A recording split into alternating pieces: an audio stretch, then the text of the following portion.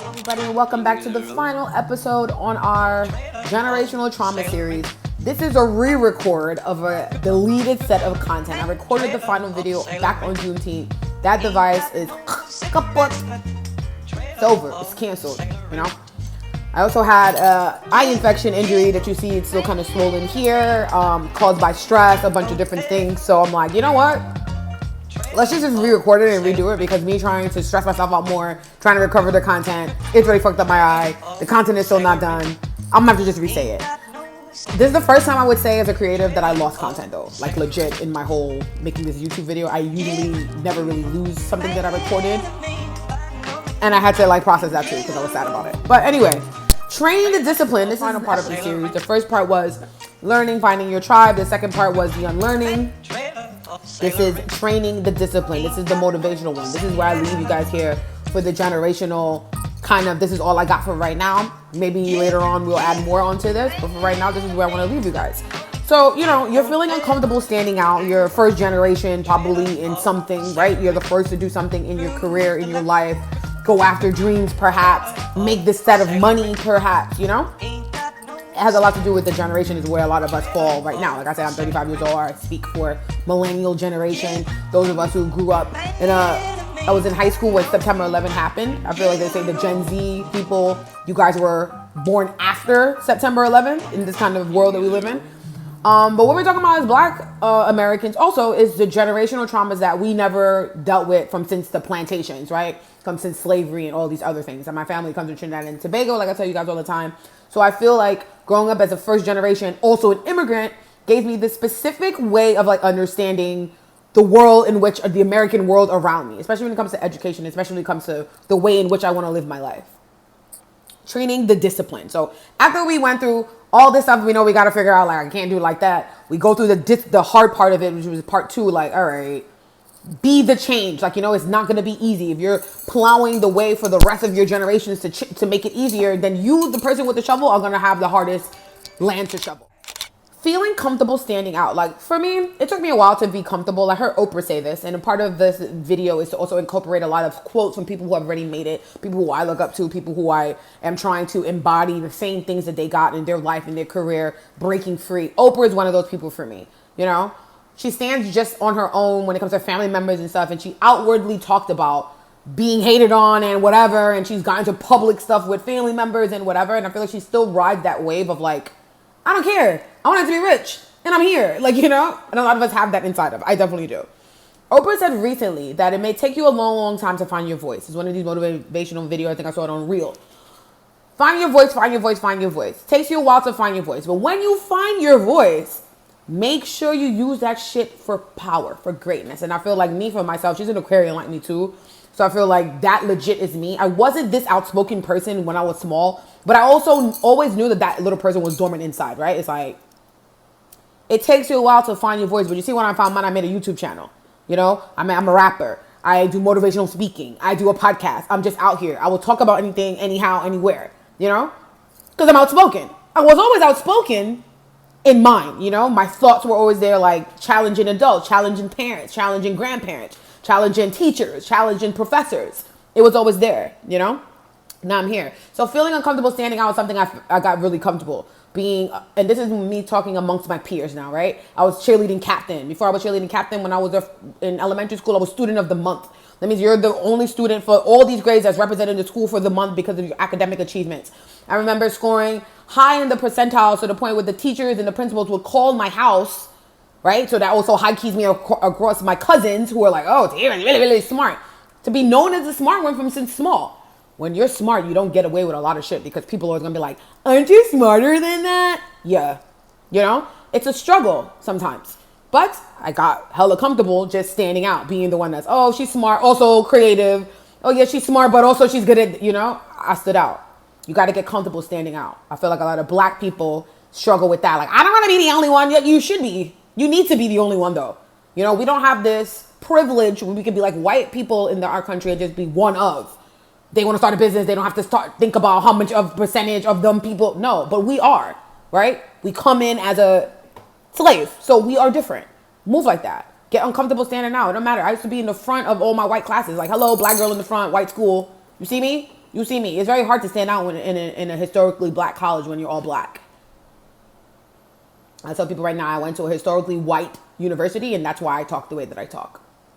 Try it. The second part I have in the training to discipline is but meant to be motivational is basically asking harder questions, right? So I realized when I started finding my voice, the reason why I got into trouble, the reason why I'm shadow banned or whatever, because the things in which I try to talk about are met with opposition.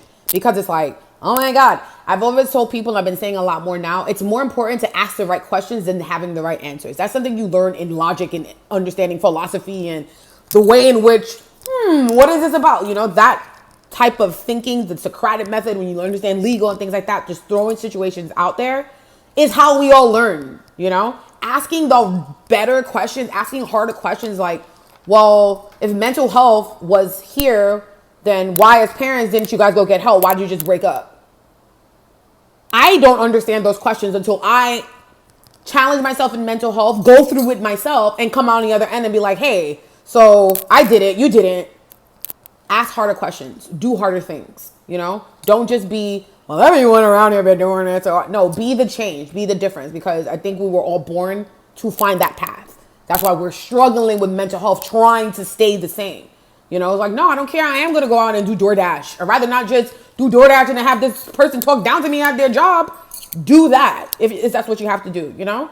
Don't let nobody tell you shit, because you're not alone out here, you know? So that's part of me asking hard questions, doing different things. It all comes there. Nobody in my family is pursuing Hollywood dreams. It's like, I'm pursuing. I don't care. I talk to my family members and my cousins like, damn, yeah, we seen you out there. We seen you in Hollywood. People never came and told me like, hey, Tahyira, we support you. But when they saw me out there, it's like, oh, shit. It's a reality now, yeah, because Tahyira did it. I'm just one person in my family. I'm speaking for it. You could be that person in your family, you know, or collective or whatever. Maybe it's not even about your family. It's just about you. You can be the new you in the you. I'm trying to do it. So it's very possible. I think that's also part of the challenges we have here as millennials and super hot everywhere, right? It's like they said the other day, it's like 100 million Americans under a heat exhaustion right now. Heat advisories. So stay hydrated, because even when I'm making content, everything now is like, I'm not about to pass out here. It's never worth it. Next part, deep realities. Deep realities is like being mindful of the climate change. And if you can't get something done because of what's going on around you, the pandemic kind of taught us a little bit more discipline in that way. Okay, maybe you can't get it done this week, but next week is coming. Find out something to do in between. You got a lot more fluid with changing things around and how we can get this done, you know? Hold on to those skills that we had to learn, right? We didn't want to be on new normal, but we learned it anyway. I would say hold on to those skills. Recognize deep realities of like, for me, I understand owning and doing things like this is really the only options I have outside of just maintaining what my parents already did, which was working for people. My parents don't own that much things, and I want to own things. Same like my husband. He don't come from a family of owners. We come from a family of workers. So if we want to change our lifestyles forever, that means we have to put in a different type of work that nobody in our family ever put in before, because we're trying to break that mold of working class to get to owning class. You know, that's me specific. Maybe for you, it's something different. Maybe it's with kids, and it's like, you know, everybody had kids mad early, and I wanted to give myself a chance. So you waited. You didn't have that kid, went to college instead, made it a sacrifice, and now your career took off, and now you're the one person that's like, oh my God, when you gonna have a kid? And all your other cousins have kids, and you're just like, I'm just trying to be lit in my career, you know? Whatever it looks like for you. It's a deep reality. You gotta walk that individual path every single day, you know? Not with your friends, not with your man, not with your girl, just you know? So figure out whatever your realities are and walk. I had to figure out mine in Hollywood. It's like, you know what? I might have to just be on the side of the country by myself, because my family doesn't really get it, and they're outwardly saying that they don't like it here.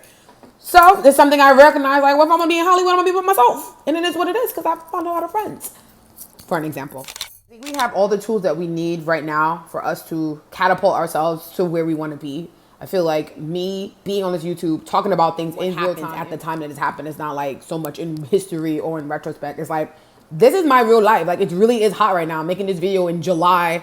I made the last video on Juneteenth, and that was weeks ago. And now that's really stuff that's happening.